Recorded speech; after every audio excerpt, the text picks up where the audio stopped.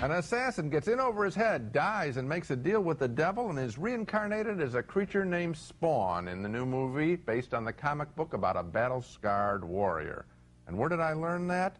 Well, from Newsweek, frankly. It gave me a little bit of a plot summary. Spawn took about 2 minutes to lose me right away in its prologue, and all I know is that a former government hitman, played by Michael Jai White, gets fatally burned while working on a case for his boss, a megalomaniacal gunrunner. 5 years later, he's brought back to life with a face that looks like an alligator handbag, and he's plunged into a hellish world where he meets a devilish clown played by the mercurial John Leguizamo.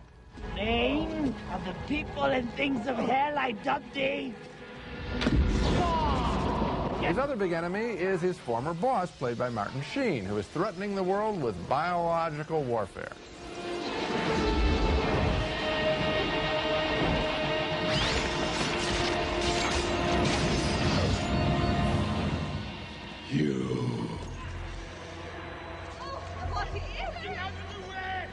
Who are you? You sent me to hell, Jason. I'm here to return the favor. Trying to help Spawn control his newfound superpowers is a mentor played by Nicole Williamson, a force for good in this earthly and hellish tug-of-war over Spawn. You must visualize your objective, the armator's threat. All right, Yoda, just wait a second. You ready? Right, go! As I mentioned, I can't tell a lie. I got a lot of the plot explanation from reading this Newsweek article on Spawn. The movie was all over the map. I couldn't have claimed to figure it out, and I wouldn't try. What's worse, I didn't care to figure it out.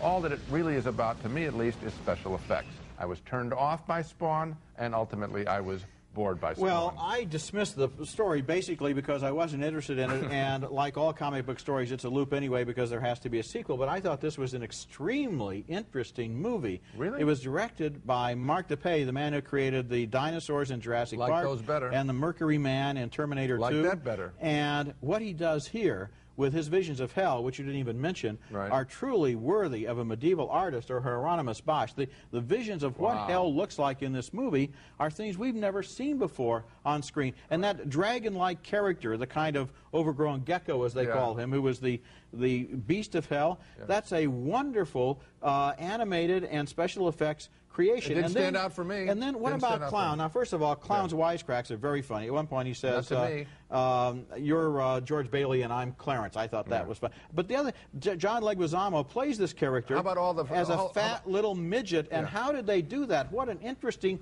creature this is. This character of Clown is more interesting than any villain that Batman has had in his first four tries. No, Danny DeVito was more interesting, frankly, playing essentially the same character, but I think playing him seriously. This Clown guy, did you enjoy all the flatulence jokes, all the gas bag jokes and all that stuff? Yeah, that was part of the whole thing. This guy funny is to you? supposed At to this be point in your life, that's funny? Not funny, Gene. It's not that it's funny. It's that it's part of his personality. He's an extremely obnoxious and hateful little creature. Because the movie is in a disreputable genre, I think you're not looking at the real achievement. Wait a minute. I just said I like the first Batman movie, and particularly, it's not disreputable, it's how it's done. And you're comparing the visual style to Bosch? Well, good luck.